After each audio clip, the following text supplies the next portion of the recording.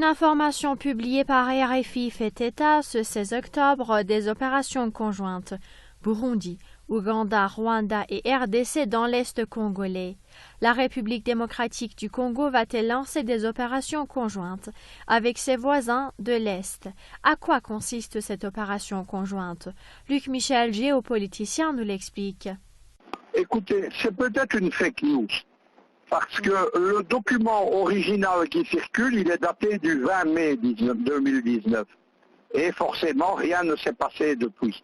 Il y a quelque chose qui est tout à fait hallucinant au milieu, c'est effectivement de voir l'armée du Burundi, qui est tout à fait opposée à la présence du Rwanda au Kivu, appuyer une opération militaire multiple. Maintenant, il y a deux choses par contre. Apparemment, l'Africom ne dément pas et la MINUSCO dément à moitié. Il y a eu une visite de Félix Tshisekedi, le nouveau président donc congolais, au Rwanda il y a quelques semaines. Il y a ensuite eu une seconde visite de son épouse de la même façon.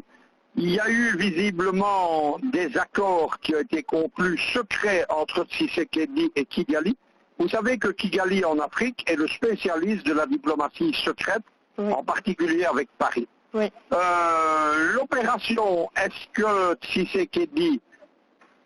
Apparemment, il y a déjà des troupes rwandaises qui se trouvent au Kivu, puisqu'il y a eu l'incident, nous en avions parlé dans le Zoom, il y a eu un crash d'un avion où on rapatriait des dépouilles d'officiers rwandais tués dans des combats. Il est douteux que l'armée burundaise donc participe à ça. Il y a, suite à la diffusion de ces documents, fake news ou pas, il y a un phénomène généralisé d'émotion, c'est-à-dire que les Congolais ne veulent pas revoir les armées rwandaises et les armées ougandaises déployées au Congo. Ils ont laissé de très mauvais souvenirs. Il y a eu, il y a une vingtaine d'années, ce qu'on a appelé la guerre mondiale africaine. C'était en fait une guerre qui a impliqué 7 pays de la région des Grands Lacs, mais pas le Burundi évidemment, qui est une des victimes, comme le Congo, de l'agression rwandaise, etc.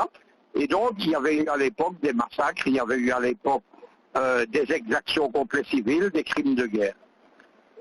Derrière tout ça, il y a une réalité, c'est la présence de groupes armés au Congo. Les groupes armés sont de deux natures. Il y a tout d'abord des groupes armés qui sont de nature religieuse armée. Ils sont soit d'origine congolaise, comme l'armée du royaume du Congo, avec un K, dont les dirigeants ont été emprisonnés sous Kabila. Et il y a une grande force terroriste qui est la Lord Resistance Army, l'armée de résistance du Seigneur. C'est une secte armée qui est venue de l'Ouganda en 2009. Les casques bleus de l'ONU ont organisé, imposé au Congo des corridors humanitaires où ces gens sont passés avec armes et bagages. Et donc, ils sont déployés en RDC et ils sont déployés en Centrafrique où ils empêchent le pays de contrôler son territoire. Deuxième série de groupes, il y a les groupes politico-armés, politico-militaires. Il y a 5 grands groupes, comme il y a 5 grands groupes religieux. Je ne vais pas tous vous les étayer, mais il y a notamment le Front populaire rwandais, qui est venu là en 1994 au moment du génocide. Ce sont les génocidaires Hutus qui sont passés se réfugier avec la complicité de l'armée française et des casques bleus au Congo. Ils ont depuis mené une politique occulte avec Kigali, avec Kagame, et ils organisent notamment avec le Rwanda les trafics de diamants, d'uranium, de manganèse et de coltan, le fameux minerai stratégique indispensable aux téléphones et aux ordinateurs. Deuxième groupe, c'est le plus récent arrivé, ce sont les troupes de la guerre civile du Sud-Soudan, de Riek Machar, donc qui est l'opposant du président Salva Kiir. Riek Machar a été défait et à nouveau, les casques bleus et l'ONU ont imposé un corridor humanitaire où ces gens sont passés avec armes et bagages. Ils ont donc des troupes, ils ont de l'armement lourd et ils ont leurs familles qui sont dans des camps organisés par l'ONU contre la volonté de nouveau du président congolais Kabila à l'époque La Belgique, par exemple, entretient ces camps et là encore l'année passée, donnait 1 million d'euros pour y construire des installations sanitaires au dur. C'est vraiment imposé au Congo une occupation militaire.